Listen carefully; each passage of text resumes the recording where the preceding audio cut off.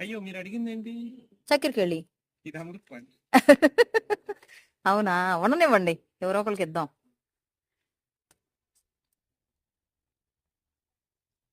చిన్న దుంపు ఉంటే ఇవ్వండి, పెద్ద ఎత్తుద్దు.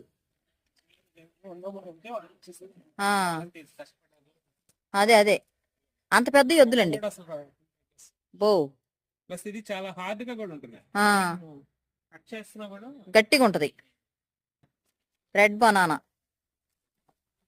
ఏమో ఆస్ట్రేలియన్ వెరైటీ. ఇది కూడా పెట్టా. ఓకే, అన్ని పెట్టి డెవలప్ చేయండి, తర్వాత చిన్న చిన్న పిల్లకలు తీసుకుందాం.